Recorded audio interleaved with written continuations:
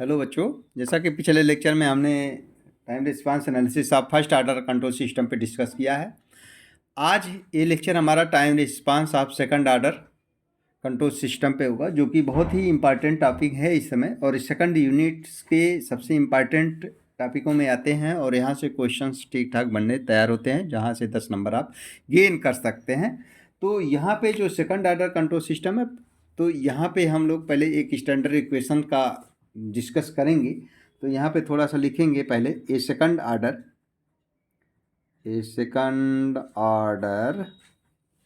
Control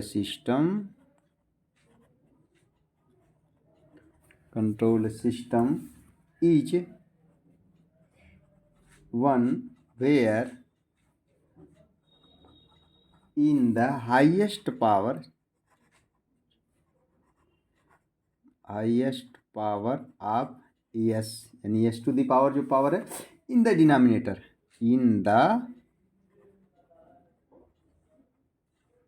denominator of its transfer function. Okay, transfer function equal to कितना होना चाहिए? 2 होना चाहिए। मैंने एस पे पावर 2 आएगा तो सेकंड ऑर्डर हो जाएगा, एस पे पावर 1 आएगा तो फर्स्ट ऑर्डर होगा डिनोमिनेटर में। ठीक है। इन जनरल, अब जो जनरल इक्वेशन सेकंड ऑर्डर का होता है, ये general expression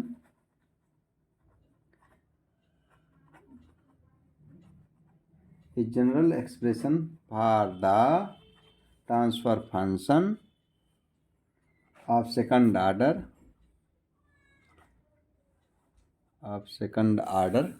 general of second order, okay, second order control system control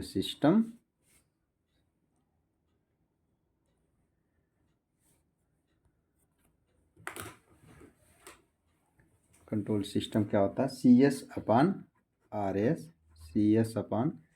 S equal to omega N square upon S square plus 2 zeta omega N S plus omega N square. This is the second order control system, transfer function of second order standard, where zeta जो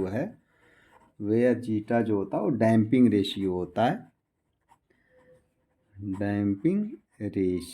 है। ठीक है। Omega N जो है वो हमारा natural frequency है,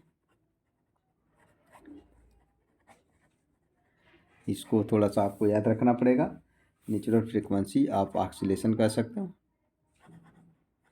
natural frequency. ठीक है। और इसकी जो करेक्टरिस्टिक देखिए, जो ट्रांसफर फंक्शन होता है न्यूमरेटर अपॉन डिनोमिनेटर होता है, तो जो नीचे वाला पोर्शन होता है यही करेक्टरिस्टिक इक्वेशन होती है। तो where the characteristic equation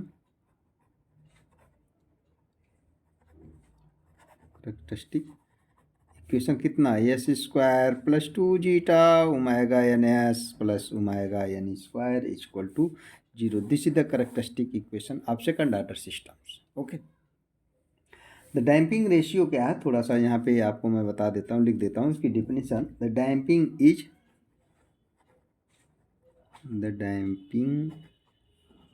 is measure by a factor or a ratio called damping ratio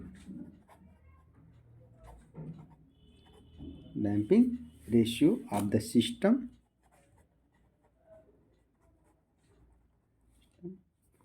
denoted by,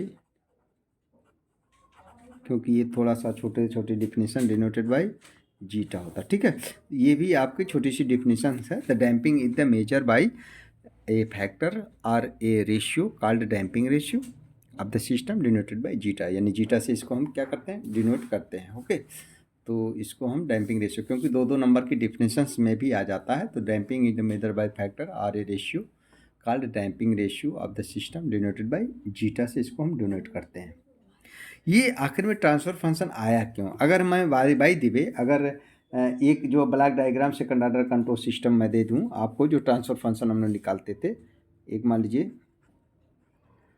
block, ये तो आपको समझाने के लिए मैं बता रहा हूँ, block diagram of second order second order control system. तो ब्लॉक डायग्राम अगर मैं बना देता हूँ तो ये एक मान लीजिए जीएस की वैल्यू जो है ओमेगा एन स्क्वायर हुआ एस और S plus 2 zeta omega N ले लिया, ठीक है। एक हमने समिंग पॉइंट ले लिया, this the okay, unity feedback ले लिया, this is the C S, मतलब कंट्रोल आउटपुट होता है, this is the R S होता है, ठीक है, निगेटिव फीडबैक। अब यहाँ पे इसका हम ट्रांसफ़र फंक्शन निकालेंगे तो ट्रांसफ़र फंक्शन का फार्मूला हम लोगों ने फर्स्ट यूनिट में पढ़ रखा है, 1 प्लस क्या इतना होता है जी, ट्रांसफ़र फंक्शन का फार्मूला जी एस अपन 1 plus minus G S into H S. अगर निगेटिव फीडबैक है तो फार्मूले में प्लस आता है, प्लस अगर है तो फार्मूले में माइनस आता है। तो यहाँ पे निगेटिव यूनिटी फीडबैक के साथ हमने एक सिस्टम दिया जिसको आप सॉल्व करेंगे ना तो ये आपका यही इक्वेशन बन के आ जाएगा, यानी C S upon R S equal to जो स्टैंडर्ड ट्रांसफर फंक्शन है omega N square upon S square plus 2 zeta omega N S plus omega N square होता है। अब यहाँ पे जो इसमें थोड़ा सा कन्फ्यूजन होता है कि अभी हम बेसिकली बहुत सारी चीज़ों को कंपेयर करके निकालेंगे, तो मैं आपको बता दूं जो ये ओमेगा एन स्क्वायर है ना और ये ओमेगा एन स्क्वायर कोई नेसेसरी नहीं है, कोई कंपलसरी नहीं है कि दोनों आपस में बराबर हो या ओमेगा एन स्क्वायर, यहाँ पे कोई पॉलिनोमियल हो सकता है, लेकिन ये जो ओमेगा एन स्क्वायर है ये ज़रूर यहाँ पे पाया जाएगा।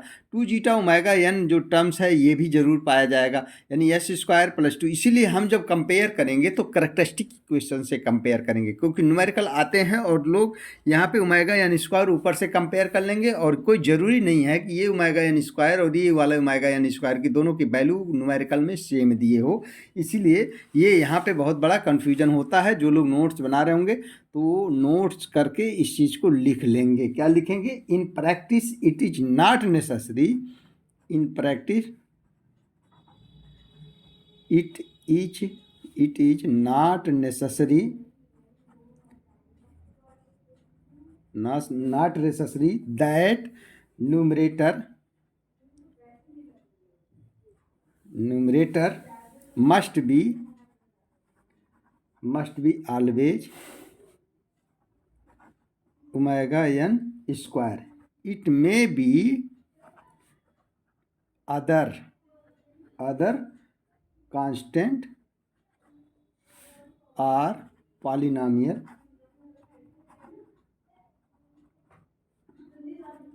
आप यस, ठीक है, कोई अदर पॉलिनोमियल हो सकता, बट डिनोमिनेटर, बात समझिएगा, but denominator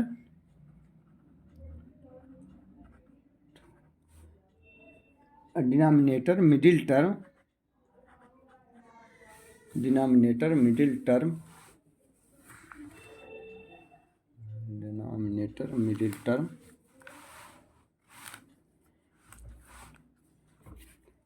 term coefficient always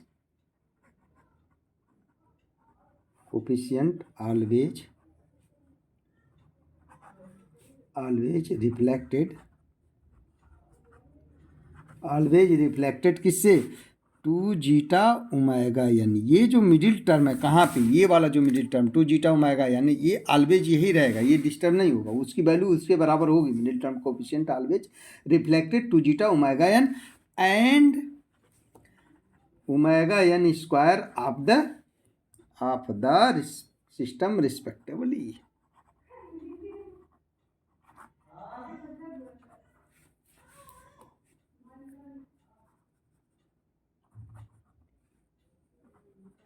respectively okay. तो यहाँ पे थोड़ा सा लोगों को कन्फ्यूजन होता है कि दोनों वैल्यू सेम ही रहती है, नहीं, ऊपर से हम हमेशा करैक्टरिस्टिक इक्वेशन को कंपेयर करेंगे और वहाँ से वैल्यू को फाइंड आउट करेंगे, ठीक है।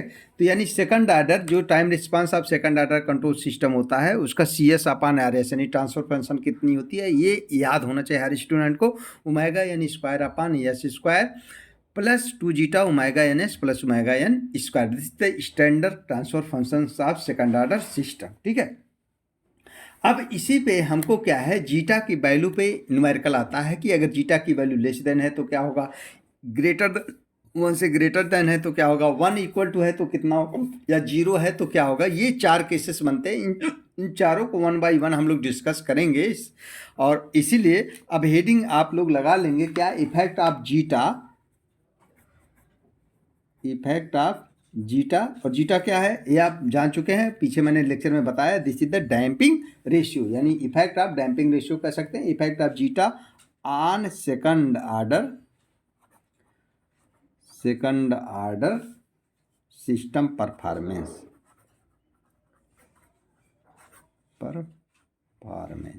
ठीक है, ये हेडिंग आपने लगा लिया, effect of zeta of the second order system performance. Okay, consider the input, क्या करेंगे, थोड़ा सा लिखेंगे एक लाइन, कंसीडर द इनपुट, यहाँ पे बात को समझना है, input applied so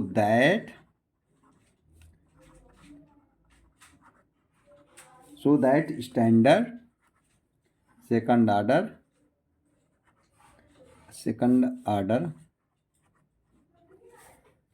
order system is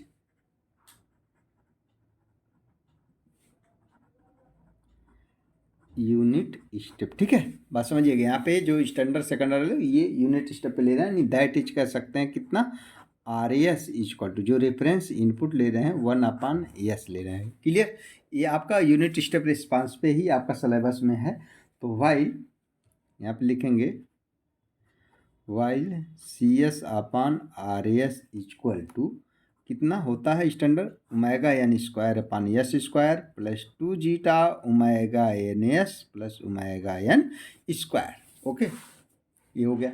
अब RS की वैल्यू कितना आपने ले लिया, 1 ले लिया। ठीक है, तो CS इक्वल टू कितना हो जाएगा, यहाँ पे RS की वैल्यू 1/s रखेंगे तो इसको इधर क्रॉस मल्टीप्लाई कर देंगे, तो आपका जो CS इक्वल टू कितना हो जाएगा, omega N square upon S हो गया, S square plus 2 zeta omega N S और plus omega N square. Clear, RS equal to 1/s mention कर दिया इसमें यहाँ पे, और इसको फिर हमने इस साइड भेज दिया, तो 1/s यहाँ पे नीचे लगा दिया, S square plus 2 zeta omega N S plus omega N square. Find the roots of equation. अब यहाँ पे थोड़ा सा मैं बताऊँगा, ये find the roots of equation, ये वाला जो इक्वेशन है ना, इसका अगर हमको फैक्टर करना हो तो थोड़ा सा कठिनाई है, तो इसके रूट्स को पहले हम निकाल लेते हैं। S square plus 2 zeta omega N S और plus omega N square equal to 0। मान लीजिए एक कैरेक्टरिस्टिक इक्वेशन था और इसका हमको रूट्स निकालना, तो कैसे, गुणनखंड में दिक्कत होगा तो हम यहाँ पे सीधा 4 नियम लगाएंगे, तो दैट इज कह सकते हैं, यानी -b यानी -2 जीटा ओमेगा एन होगा, -2 zeta omega N -b plus minus B square under root B square -4ac होता है ना, अपान 2a। तो यहाँ पे आपने 4 कर लिया, बी स्क्वायर मतलब 4 square into zeta square into omega N square -4 omega N square. ठीक है, अपान कितना, 2 × 1 यानी 2 इंटू ए की वैल्यू यहाँ पे कितना 1 है। ठीक है, तो -b plus -b square -4ac, ए की वैल्यू कितनी थी यहाँ पे 1 है, और c की वैल्यू कितनी है omega N square upon 2 × a है। तो यहाँ पे जो S12 इक्वल टू, कहने मतलब 2 रूट्स निकलेंगे, तो S12 इक्वल टू 2 रूट्स मिल गए।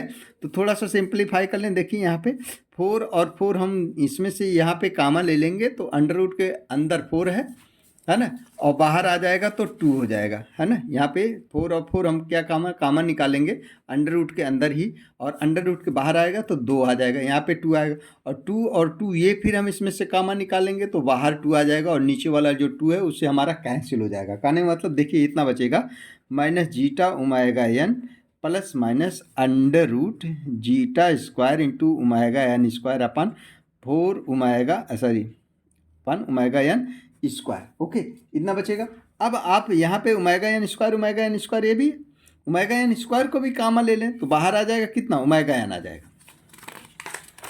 यानी जो S12 इक्वल टू रूट्स मिल गया, S1, 2 इक्वल टू कितना हो जाएगा, -zeta omega N plus minus आपका omega N under root zeta square -1 बचेगा।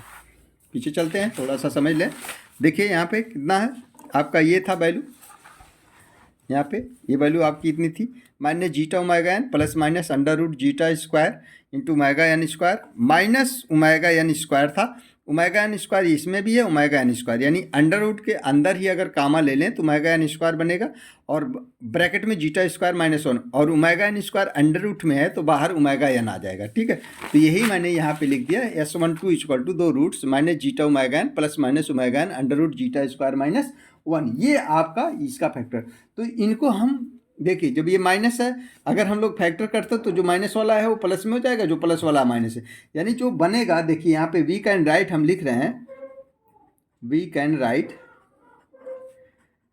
सी S equal to omega N square upon S plus, देखिए जब इधर आएगा तो प्लस हो जाएगा ना, तो जीटा ओमेगा एन, और जो प्लस था वो माइनस हो जाएगा, जो माइनस है एक प्लस साइन के साथ आ जाएगा एक माइनस के साथ, तो मैं डायरेक्ट लिख देता हूँ omega N under root zeta square -1, और दूसरे में S plus zeta omega N minus omega N under root zeta square -1, यानी सी एस इक्वल टू ये इतना मिलेगा। ये कहाँ से मिला, बात समझिएगा, थोड़ा सा लोगों को कन्फ्यूजन होता है। जो ये था C S equal to omega N square upon S square plus 2 zeta omega N S plus omega, हमने इस वाली वैल्यू का गुणनखंड किया यानी फैक्टर किया है।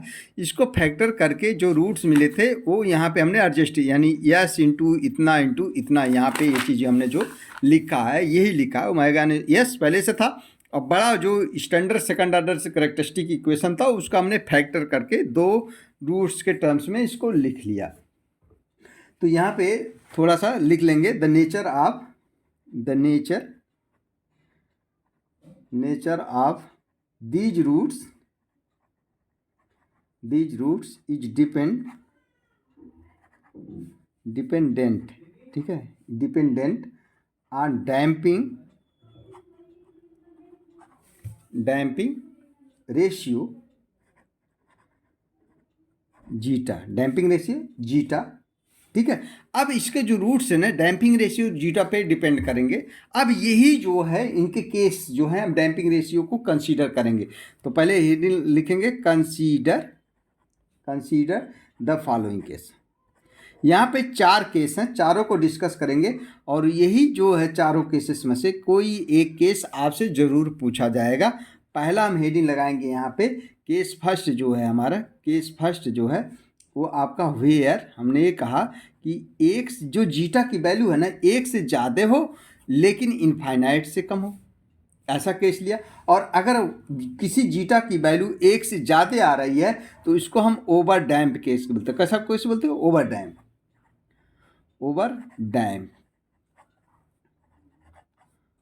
ओवर डैम्प केस बोलते हैं। या क्वेश्चन में आपसे पूछा जा सकता है कि जी ओवर डैम्प केस को डिराइव करें, या फॉर यूनिट स्टेप रिस्पांस के लिए, या जो दूसरा केस अभी आएगा जीटा की वैल्यू 1 से कम हो तो उसको हम अंडर डैम्प बोलते हैं। जीटा इक्वल टू अगर 1 होता है तो उसको हम क्रिटिकल डैम्प बोलते हैं। जीटा इक्वल टू अगर 0 हो रहा है तो उसको हम अनडैम्प बोलते हैं। तो पहला केस हम ये लेकर के चल रहे हैं, जब जीटा की वैल्यू हमने क्या किया, बात को बहुत गौर से समझिएगा। जीटा की वैल्यू हमने 1 से ज़्यादा लिया है लेकिन इनफाइनाइट से छोटा लिया है भैया।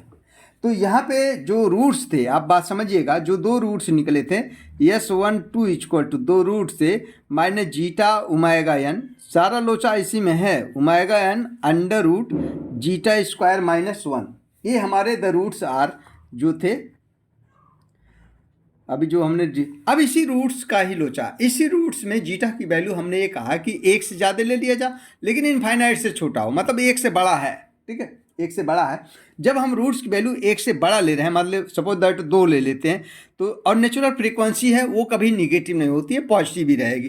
तो -2 हो गए, -2 omega N plus minus omega N under root, देखिए यहाँ पे 2 रखेंगे, 2 स्क्वायर 4 -1 मैंने 4 में से 1 गया 3, अंडर रूट 3 के बाहर आएगा तो कुछ पॉजिटिव ही इसकी वैल्यू आएगी अंडर रूट 3 के अंदर।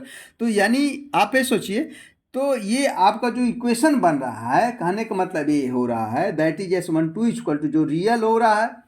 अब यहाँ पे जब प्लस लेंगे और एक माइनस लेंगे, 2 रूट्स आपके निकल रहे हैं, तो इस रूट्स में जो वैल्यू आएगा वो हमारा रियल आ रहा है, अनइक्वल आ रहा है, लेकिन निगेटिव आ रहा है।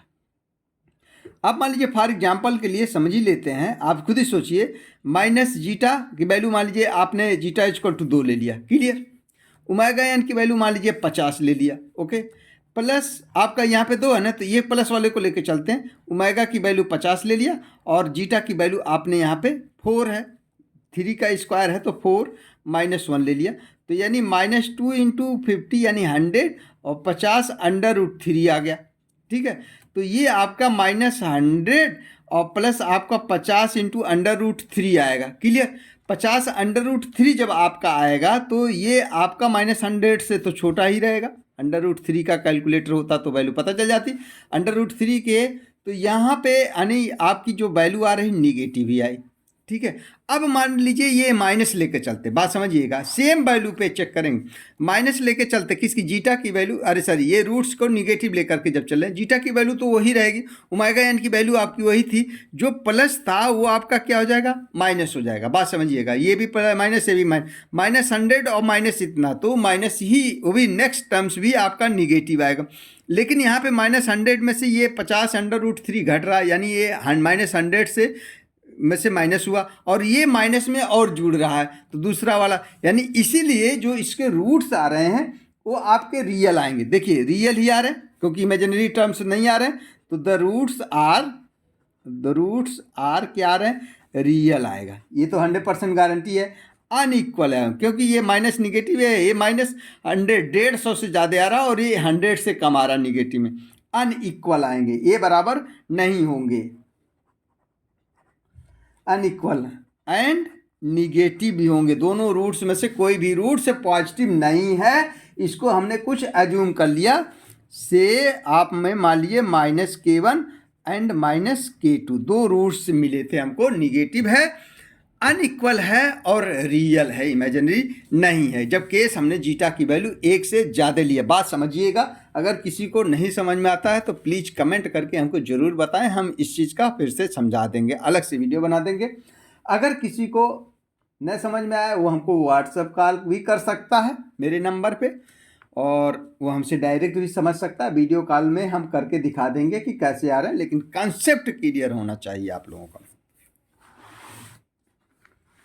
अब आइए, अब ये मान लीजिए आपने कैलकुलेशन किया 2 केसेस, अब इनकी वैल्यू हम लोग कहाँ, जो ट्रांसफर फंक्शन ओरिजिनल वाला था यहाँ पे रखा जाए, CS equal to, we can write इसी में CS इक्वल टू कितना था, ये आपने ओमेगा एन स्क्वायर था तो ओमेगा एन स्क्वायर लिया, एक तो यस पहले से था तो एक यस हमने यहाँ पे पहले से लिख दिया।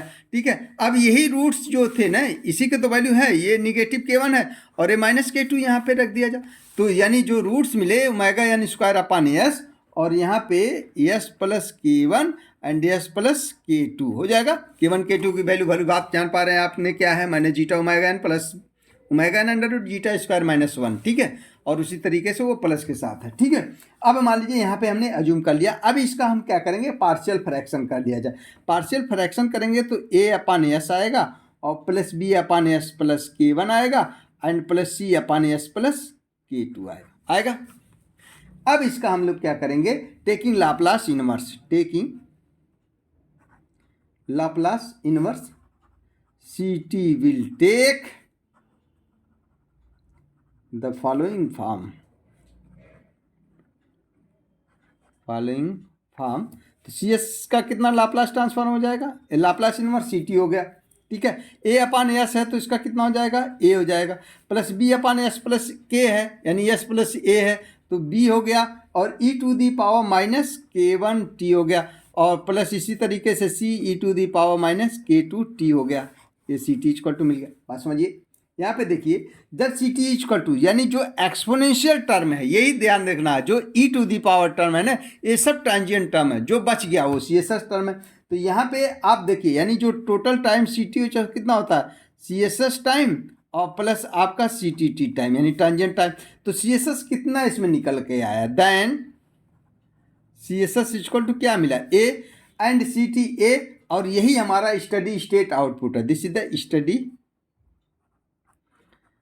State output. Okay, this is the study state output निकल के आया। ठीक है, वेयर CSS हमारा क्या है, steady state output. Clear, the output is purely exponential, this means damping is so high, अगर प्योरली एक्सपोनेंशियल है तो that is damping is so high that there are no oscillation in the output and is purely exponential, hence such system are called overdamp. Overdamp nature response will be एसोल। अब मान लीजिए जब आपने zeta की value जो है एक से ज़्यादा लेते हैं तो उसको हमने बोला क्या, ओवरडैम्प। अगर इसको ग्राफिकल रिप्रेजेंटेशन में दे रहे ना तो ऐसे आप कुछ बना लीजिए। यहाँ पे आपने सीटी ले लिया और ये आपने मान लीजिए ऐसे चलाया, ये दिस इज द 1, ठीक है, ओके। ये एक से ज़्यादा जब था, ये 1 मान लीजिए मिल गया, एक से ज़्यादा 2 है, 3 है, 4 है, 5 है, 6 है, तो ये आप मान लीजिए आपने जीटा इक्वल टू 2 है, ये जीटा इक्वल टू 1 है, this is the zeta equal to 3 है, this is the zeta equal to 4 है। तो ये जो जीटा 1 से एक से ज़्यादा है ना, 2 3 4 5, यही हमारा क्या है, over damp case, over damp, okay. और ये जो जीटा की वैल्यू 1 है ना, इसको हम क्रिटिकल डैम्प बोलते हैं। अभी इसका भी डिस्कशन हम लोग करेंगे, क्रिटिकल डैम्प, ठीक है। दिस इज द टाइम, ठीक है। ये graph zeta greater than equal to 0 का है, ओके। तो ये zeta increases, output will be take more time to reach its steady state. सोचिए स्टडी स्टेट टाइम पे जीटा की वैल्यू जब 1 है तो सबसे पहले हमने यहाँ पे टच करा दिया है, तो ये स्टडी स्टेट टाइम। जब जीटा की वैल्यू 2 है तो थोड़ा सा भी जा रहा है, पता नहीं कब आएगा। जीटा 3 और ज़्यादा, जीटा 4 और जब कांस्टेंट होने का मतलब जब 1 के आसपास कांस्टेंट हो गया, स्टडी स्टेट में पहुँच जाए, तो इसीलिए कह सकते हैं as zeta increases output will take more time to reach its steady state and hence become sluggish and slow, धीमी धीमी, ठीक है। अब ये पहला केस था। अब हम दूसरा केस जब डिस्कस करेंगे, जीटा की वैल्यू जो है, और 4 केसेस हमको करना। दूसरा हम हेडिंग लगा हमें जीटा की वैल्यू 1, केस 2 लेते हैं, केस 2 और जीटा इक्वल टू 1, इसको हम क्रिटिकल डैम्प बोलते हैं, क्रिटिकल डैम्प। कभी कभी न्यूमेरिकल भी आता है कि also determine the zeta and also, मतलब बताने के लिए पूछता है कि also find out the nature of the damp. यानी जीटा की वैल्यू जब 1 होगी तो उसको हम क्रिटिकल डैम्प बोलते हैं, जीटा की वैल्यू 1 से ज़्यादा होती है तो ओवर डैम्प बोलते हैं, जीटा की वैल्यू 1 से कम होती है तो अंडर डैम्प बोलते हैं, जीटा 0 होता है तो अनडैम्प बोलते हैं। ये आपको याद रखना पड़ेगा। अब वही चीज़ हमने फिर रूट्स पे भी डिस्कस करेंगे। The roots are S12 equal to कितना था, minus zeta omega N plus minus omega N under root zeta square minus 1। ये तो स्टैंडर्ड हमारा चलता आ रहा है, यही वाला है ना। इसी में अब जीटा की वैल्यू आपने सोचिए कि 1 रख लिया, यानी जीटा की वैल्यू हमने क्या कर दिया, 1 रख दिया। जब जीटा की वैल्यू 1 रख दिया तो देखिए यहाँ भी 1 रख दिया, यहाँ भी 1 रख दिया, ओके। 1 स्क्वायर माइनस 1 यानी अंडर रूट 1 माइनस 1 जीरो हो गया, तो यानी ये टर्म हमारा जीरो हो गया, तो पूरा टर्म हमारा जीरो हो गया। लेकिन यहाँ पे S12 equal to minus omega N बच रहा है, बात समझिएगा। यानी जो 2 रूट्स आएंगे, S12 equal to minus omega N, दूसरा वाला भी माइनस ओमेगा एन। भाई एक बार minus zeta omega N, zeta की वैल्यू 1 रख दिया तो माइनस ओमेगा एन प्लस 0, और एक बार माइनस ओमेगा एन माइनस 0, है ना। तो S12 equal to minus omega N, है ना। तो दोनों रूट्स आपके क्या आ रहे हैं यहाँ पे, निगेटिव। ओमेगा एन कभी निगेटिव होगा नहीं, रूट्स कभी ये पॉजिटिव हो नहीं सकते हैं।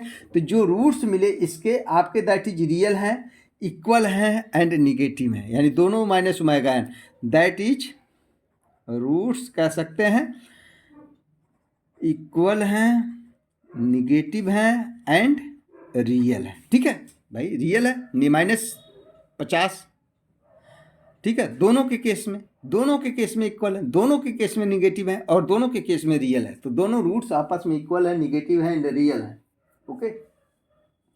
तो यहाँ पे CS में इसको हम रख देंगे, यानी ओमेगा एन स्क्वायर अपन क्या था, यस, और वो जो फैक्टर किया था भाई, एक तो यस प्लस ओमेगा एन हो गया, है ना भाई, और दूसरा वाला भी यस प्लस ओमेगा एन हो गया, क्लियर। दोनों चीज़ों को हम लोगों ने रख दिया, यानी omega N square upon S और यस प्लस ओमेगा एन का होल स्क्वायर। क्यों, इसका भी हम लोग पार्शियल फ्रैक्शन अगर कर देंगे तो ए अपन एस आ जाएगा, बी अपन एस प्लस ओमेगा एन का स्क्वायर और प्लस सी अपन एस प्लस ओमेगा एन, है ना, सी अपन इतना। ए बी सी की वैल्यू टेकिंग लाप्लास इनवर्स, इसमें भी अब हम क्या करेंगे, this is the C S taking Laplace inverse, तो इसमें हम लाप्लास इन्वर्स, सी एस का लाप्लास इन्वर्स कितना लेंगे, सी टी हो जाएगा। ए अपान एस की वैल्यू कितनी हो जाएगी, ए हो जाएगी। बी तो बी ही रहेगा, इसका कितना हो जाएगा भाई, यस इसका जो होता है T E to the power minus omega N T होगा, प्लस सी है E to the power minus omega N T. Okay, Laplace inverse. अब इसमें देखिए ये जो दो टर्म है ना, एक्सपोनेंशियल टर्म है, यानी सी टी टी रिप्रेजेंटेशन हो गया। This is the C S S, यानी स्टडी स्टेट टाइम, यानी equal to A equal to कह सकते हैं steady state output. Okay, clear. This is purely exponential but is comparison with overdamp case, settling time required for this case is less, and because of this respectively occurrence of the roots, the system is called the critical damp. So zeta is equal to 1, then system is critical damp. because देखिए यहाँ पे बात मैं समझिए, zeta की value हमने कहा था सेटलिंग टाइम जितना जल्दी आएगा स्टडी स्टेट उतना ही। अब जब जीटा इक्वल टू 1 रखा ना तो सेटलिंग टाइम यही मिल गया, यानी ये आपका स्टडी स्टेट में चल रहा है, यानी यहाँ पे स्टडी स्टेट वैल्यू मिल गए, सेटलिंग टाइम टी एस यहाँ मिला, और इस केस में टी एस शायद यहाँ पे हो सकता है मिले, इसमें और इधर मिले। टी एस बढ़ता जाएगा तो स्टडी स्टेट उतना ही कम होगा, यानी मोर स्टडी स्टेट। अगर सेटलिंग टाइम जितना जल्दी आता है तो steady state are more time. Okay, जब तीसरे केस में हम लोग डिस्कस करेंगे, तीसरा केस थर्ड लेंगे, केस थर्ड जो है वो हमारा 0 से ज़्यादा है लेकिन 1 से कम लिया, इसको हम क्या बोलते हैं, अंडर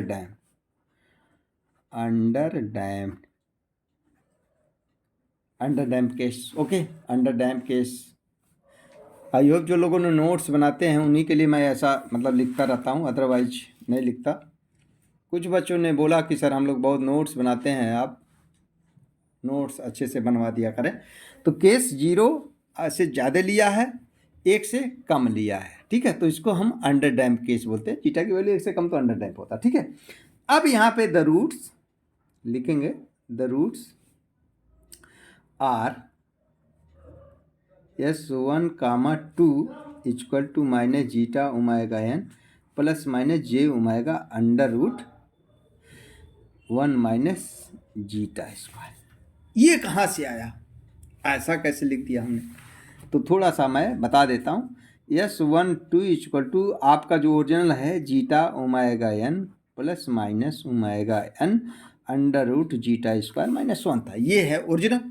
अब जीटा की वैल्यू 1 से छोटा लेना है, 1 से छोटा 1 से जब छोटा लेंगे, बात समझिएगा, 0.5 ले लिया आपने, मान लीजिए इसमें 0.5 मेंशन कर दिया, 0.5 का स्क्वायर करेंगे -1 लेंगे, तो यानी इसे आपका ये कम है और ये ज़्यादा है, तो अंडर रूट के अंदरवा जो वैल्यू आएगी ना वो निगेटिव है, तो आएगी निगेटिव, जब आएगी तो ये माइनस होगा, इसको हम जे स्क्वायर करेंगे तो अंडर रूट के अंदर जे स्क्वायर होगा, जे स्क्वायर आप बाहर कर दें, है ना, तो जे स्क्वायर आपका क्या हो जाएगा, बाहर आ जाएगा। तो इसीलिए हमने क्या किया, पहले से ही ऐसा एडजस्टमेंट कर दिया, S1 2 equal to minus zeta omega, इसमें कोई छेड़छाड़ नहीं किया, plus minus J omega under root जो जीटा स्क्वायर -1 था ना, उसको 1 माइनस हमने जीटा स्क्वायर कर दिया। आप सोचिए इसको बाहर भेज दिया जाए, बात समझिए, इसको अंदर भेज दीजिए, तो अंदर जाएगा तो जे स्क्वायर हो जाएगा, जे स्क्वायर इक्वल टू कितना हो जाएगा, यहाँ पे -1 हो जाएगा, और ये आपका जे जीटा स्क्वायर इधर आ जाएगा। तो ये आप पहले से ही हमने क्या कर दिया, इंटरचेंज कर दिया, interchange, J square equal to यहाँ पे -1 हो जाएगा, तो माइनस माइनस से आप प्लस हो जाएगा।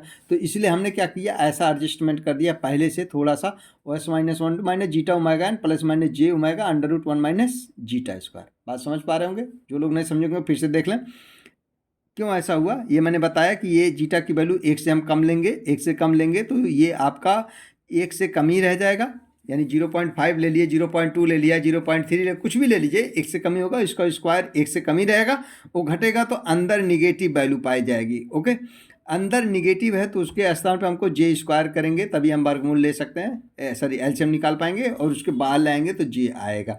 तो इसलिए जे को हमने पहले लगा दिया, 1 माइनस जीटा स्क्वायर कर दिया, ताकि ऐसा आसानी से हमको सॉल्व होने में दिक्कत ना हो।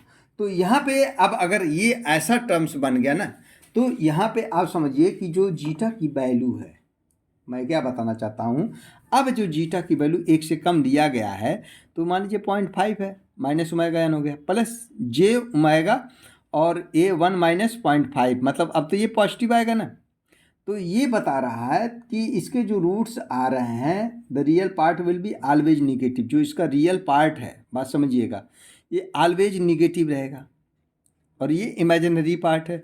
रियल पार्ट भाई, आप जीटा की वैल्यू 0 से जब बड़ा ले रहे हैं, बात समझिएगा, 0 से आप बड़ा रहें, 1 से छोटा ले तो निगेटिव तो कभी ले नहीं सकते हैं। नेचुरल फ्रीक्वेंसी हमारी कभी निगेटिव हो नहीं सकती है, तो यानी ये वाला जो टर्म है हमेशा निगेटिव ही रहेगा, कभी ये पॉजिटिव नहीं होगा। ठीक है, रियल टर्म हमेशा क्या होगा, निगेटिव होगा।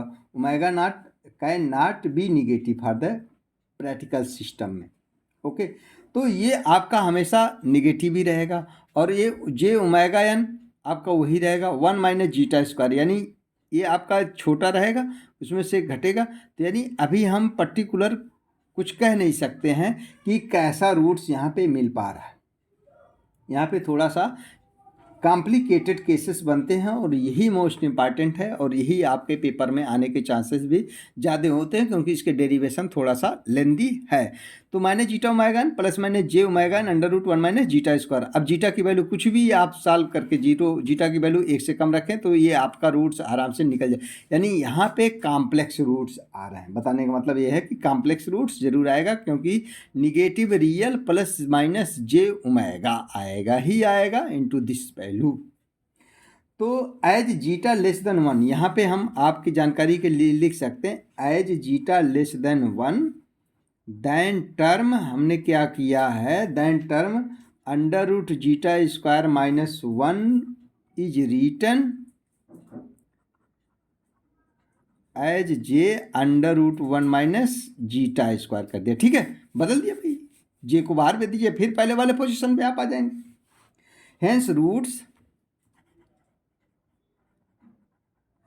Roots are complex conjugate with negative real part। उसका जो निगेटिव रियल मतलब जो पार्ट्स है पहला वाला, वो कभी प्लस नहीं हो सकता है, क्योंकि ओमेगा एन नेचुरल फ्रीक्वेंसी है और जीटा 1 से छोटा है लेकिन 0 से बड़ा है, निगेटिव ले नहीं सकते हैं। तो रियल पार्ट्स कभी पॉजिटिव नहीं हो सकता, वो निगेटिव ही रहेगा। ठीक है, that is real part will be always negative as zeta or omega N can not be negative. इन दोनों को आप निगेटिव नहीं ले सकते हैं, क्योंकि केसेस से ले लिया, 0 से ज़्यादा हो 1 से कम हो, तो जीटा कभी माइनस नहीं लेंगे, नेचुरल फ्रीक्वेंसी आपकी माइनस होगी नहीं, तो ये निगेटिव रियल पार्ट के साथ कॉन्जुगेट्स टर्म्स आएंगे, यानी कॉम्प्लेक्स रूट मिलेगा।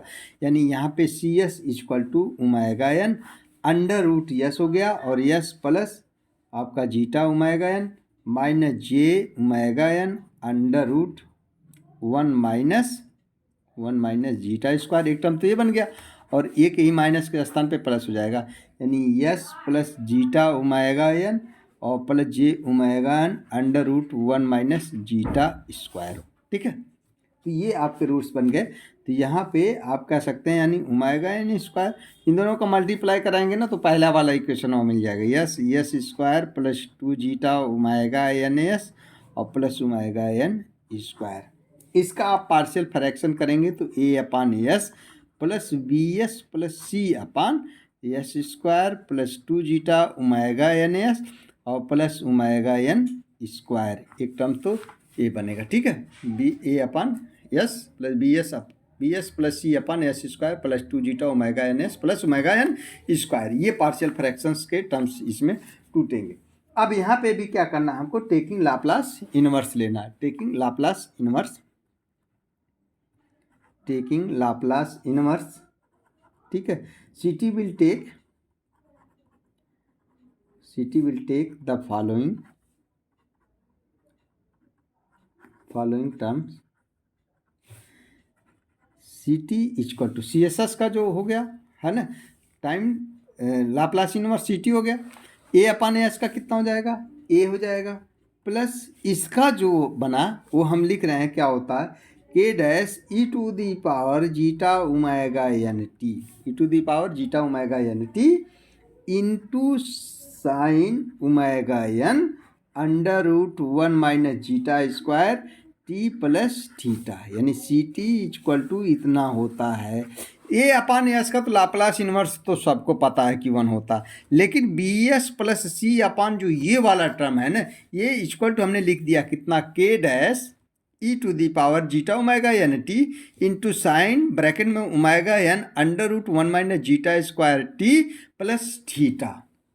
इतना कैसे होता है ये अभी देखते हैं, लेकिन इसमें अगर कंपेयर करें, this is the C S S, यानी this is the A equal to steady state output. ये तो आप लोगों को पच जाता होगा, ये तो पच जाएगा, लेकिन आप बोलेंगे कि एपी सर ने डायरेक्ट ये लिख दिया, ये कैसे होता। इसी पे अब आप सोचिए, ये इतना लेंदी डेरिवेशन है कि यही क्वेश्चन पूछता है अंडर डैम्प केस के केसेस में, फॉर रेफरेंस इनपुट आरएस हो तो अंडर डैम्प केस का डिस्कशन करने के लिए एक क्वेश्चन आपका बनता है, और इसी का सलूशन बनाने के लिए हमको काफ़ी मेहनत करना है।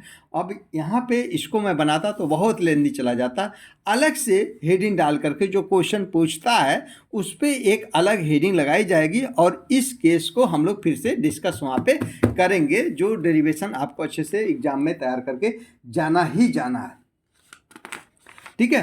तो this response is oscillatory with oscillating frequency, यानी यहाँ पे हमने बोला था साइन और कास टर्म आता है तो ऑक्सिलेटरी रिस्पांस होता है, तो यहाँ पे साइन टर्म्स आया है तो ऑक्सिलेटरी रिस्पांस होता है। This response is oscillatory with oscillating frequency omega N under root 1 minus zeta square, but decreasing amplitude as it is associated with exponential भी है, इसमें associated with exponential term with negative index. इसका जो index है E to the power minus zeta omega N, सोचिएगा index. Such oscillatory oscillation are called damp oscillation, such oscillation are called damp oscillation and frequency is called damp frequency of oscillation, और जिसको हम omega D से दी डैम्प frequency आप omega, जो डैम्प frequency होती है ना उसको हम ओमेगा डी से बोलते हैं, और omega D equal to omega N under root 1 minus zeta square होता है। ये यहाँ पे आपको जानकारी के लिए बताए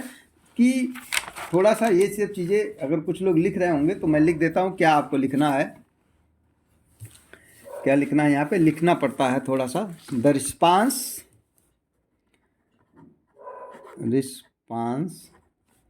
is oscillatory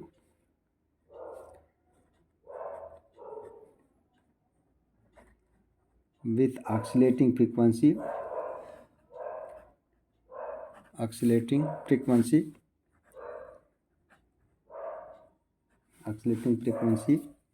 कितना, omega N under root 1 minus zeta square, okay. But decreasing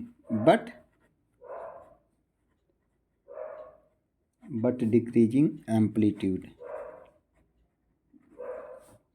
as it is associated with exponential term with negative index. कितना निगेटिव इंडेक्स है, माइनस कितना E to the power minus zeta omega N T है। Such oscillation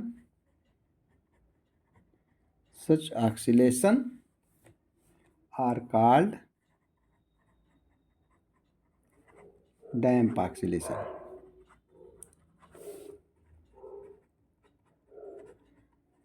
called damp oscillation and frequency is called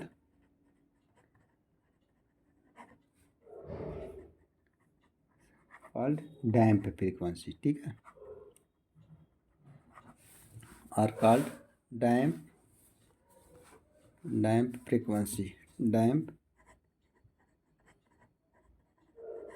ठीक है, of oscillation.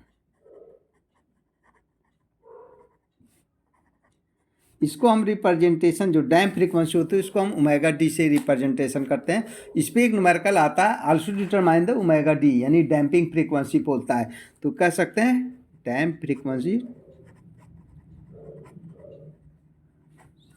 यानी omega D equal to formula होता है omega N under root 1 minus zeta square, frequency है तो इसका radian पर सेकंड इसका यूनिट होता है, ठीक है। एक न्यूमेरिकल ओमेगा डी पे आता है omega N under root 1 minus zeta square omega N की वैल्यू पता हो, जीटा की वैल्यू पता है, डैम्पिंग इफेक्ट आप खट देना निकाल देंगे, ठीक है। यानी जो नेचर ऑफ फ्रीक्वेंसी आ रहा है, तो कहने का मतलब कुछ इसका जो टर्म्स बन रहा है कि ऐसा कुछ है ना, ऐसा सोचे ऐसा बन, है ना, अंडर डैम्प केसेस से। ओके, तो इसमें जो रिप्रेजेंटेशन आ रहा है ये आपका ऑक्सीलेटिंग टर्म हमने बताया था कि ऐसे साइनोसॉइडल टाइप्स का हो। ओके, जो चौथा केस आता है, अगर हम चौथे केस पे डिस्कस करते हैं, चौथा केस है जीटा इक्वल टू जीरो होता है, और जीटा इक्वल टू जीरो अगर हो रहा है तो हमारा जो वैल्यू होता है वो अनडैम्प प्रोसेस होता है। चौथा केस फोर, लास्ट केस होता है जीटा इक्वल टू जीरो है, इसको हम अनडैम्प बोलते हैं। क्या बोलते हैं? अनडैम्प, UNDAMPED, अनडैम्प, ठीक है। जीटा की वैल्यू जीरो ले लिया। जीटा की वैल्यू जीरो कहाँ? उसी रूट्स में, जो रूट्स थे आपके, कितने थे roots? The roots are S12 equal to minus zeta omega N plus minus under root omega N under root zeta square minus 1 था, ठीक है। वही जो पीछे हमने कैलकुलेशन किया, कहाँ गया? ए वाले रूट्स, यही रूट्स तो ही रहेंगे, zeta omega N under root उन्होंने जीटा स्क्वायर। तो इसी में हमने क्या किया, अब जीटा की वैल्यू कितना ले रहे हैं भैया आप? जीरो ले लिए, तो जीरो हो गया, ये भी जीरो हो गया, ठीक है। यहाँ भी जीरो हो गया, कोई बात नहीं, ये भी जीरो हो गया। लेकिन ये जीरो माइनस वन है, तो अंडर रूट की वैल्यू तो माइनस वन आएगा, माइनस वन है, बात समझिएगा। ये तो टर्म हमारा जीरो हुआ, ओमेगा एन बाहर है, अंडर रूट के अंदर जीरो स्क्वायर माइनस वन है, तो यानी अंडर रूट के अंदर माइनस वन बचेगा। माइनस वन बचा तो उसके स्थान पे हम जे स्क्वायर लेंगे, जे स्क्वायर से हम रूट के बाहर करेंगे तो कितना आ जाएगा? रूट से आर S12 इक्वल टू कितना आ गया? प्लस माइनस जे ओमेगा ही आएगा। यानी इसके दो रूट्स मिलेंगे, और ये जब दो रूट्स मिलेंगे तो ये कॉम्प्लेक्स है, कॉन्जुगेट्स है विथ जीरो रियल पार्ट्स है, दैट इज प्योरली इमेजिनरी। यानी ये आप सोच सकते हैं S12 equal to zero plus minus J omega, जो रियल पार्ट है वो तो जीरो है, ठीक है। यानी इसके जो रूट्स मिले प्योर इमेजिनरी है, यानी रियल पार्ट्स तो इसको जीरो है, लेकिन कॉम्प्लेक्स कॉन्जुगेट्स है, complex conjugates with zero real part, that is purely imaginary. यहाँ पे आप लिखना पड़ेगा that is complex conjugates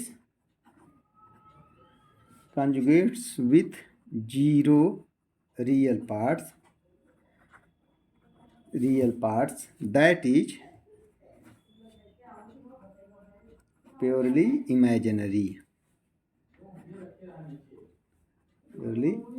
that is CS equal to omega N square upon S हो गया, S plus J omega N, एक term जो प्लस है वो माइनस हो, माइनस है प्लस हो, तो S minus J omega N, ठीक है, ये बनेगा।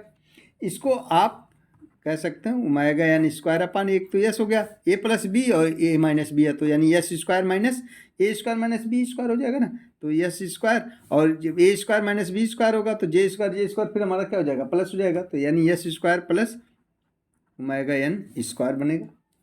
इसका भी हम पार्शियल फ्रैक्शन करेंगे तो ए अपान कितना हो जाएगा? एस हो जाएगा, प्लस आपका B S plus C upon S square plus omega N square. Okay, यहाँ पे भी टेकिंग लाप्लास इनवर्स, तो सी एस का लाप्लास कितना हो जाएगा? सी टी हो जाएगा। ए अपान एस की वैल्यू कितनी हो गई? ए हो गई, है ना, और प्लस यहाँ पे के डबल डैश हमने लिख दिया, यानी साइन लिख दिया omega N T plus theta, where K जो है आपका K double dash equal to constant, where K जो है वो हमारा कांस्टेंट है। यहाँ पे जो आप खुद ही सोचिए, ये आपका क्या है? सी एस एस है, जिसकी वैल्यू क्या है? ए है, this is the steady state, ये तो पच जा रहा होगा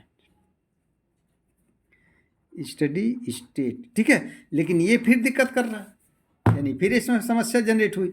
अब इसीलिए इसको भी हमने डायरेक्ट लिख दिया है। इसको भी डायरेक्ट लिखने का मतलब ये है कि अभी जब हम अगला टर्म पिछला वाला क्वेश्चन करेंगे जीटा इक्वल टू ये वाला डेरिवेशन, तो उसी में जहाँ जहाँ जीटा है वो आप जीरो करके देखेंगे तो ये वाला टर्म्स हमारा मिल जाएगा, तो इसलिए हम लोग अनडैम्प केसेस बोलते हैं। और अनडैम्प केस के केस में अगर हम ग्राफ बनाते हैं तो कुछ ऐसा जाता है, ऐसे चलता जाएगा।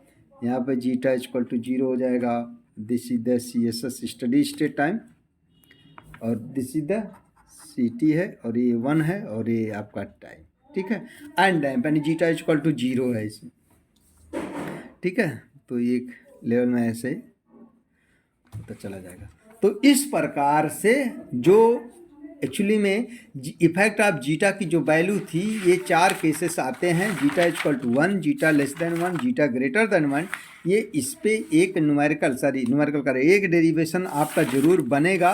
बहुत अच्छी तरीके से आप लोग इसको तैयार कर लीजिएगा, है ना। अब यहाँ पे 2 केसेस हमने डायरेक्ट लिखे हैं, एक तो अंडर डैम्प केस का, और अंडर डैम्प केस का डेरिवेशन जैसे कर लेंगे वो तुरंत अनडैम्प केस हमारा आएगा। तो अगले लेक्चर में हम अंडर डैम्प केस का ही डेरिवेशन आप unit step response of A second order system यानी अंडर डैम्प केस हम डिस्कस करेंगे। और ये एक क्वेश्चन बहुत ही तगड़ा है जो न्यूमेरिकल थ्योरी आता ही है डेरिवेशन में, अगर आएगा तो आप आराम से 10 नंबर पा जाएंगे। डेरिवेशन बहुत आसान है, थोड़ा सा देखना होगा, समझना होगा और करना होगा। किसी बच्चों को अगर लगता है कि मैं ऑनलाइन क्लासेस सर से कर लूं तो वो हमसे संपर्क भी कर सकता है। ऑनलाइन क्लास भी शाम को किसी समय वो अपना टाइम दे तो मैं उसको पढ़ा दूंगा, बहुत मिनिमम चार्ज पे, कोई ज़्यादा चार्ज नहीं है, और हम क्लास करते ही हैं। तो इस तरीके से वो उसका एक रूटीन भी बन जाएगा और उसकी कंट्रोल पूरा का पूरा हम क्लियर भी कर देंगे, किसी प्रकार की कोई दिक्कत नहीं रह जाएगी। अगर स्टूडेंट हमारे लेक्चर आपके अच्छे लगते हैं, समझ में आते हैं, तो ज़रूर इसको लाइक शेयर एंड सब्सक्राइब करें, ताकि मुझे भी अच्छा लगेगा, मुझे भी मोटिवेशन होगा और हम अच्छा करने की कोशिश करेंगे। जय हिंद।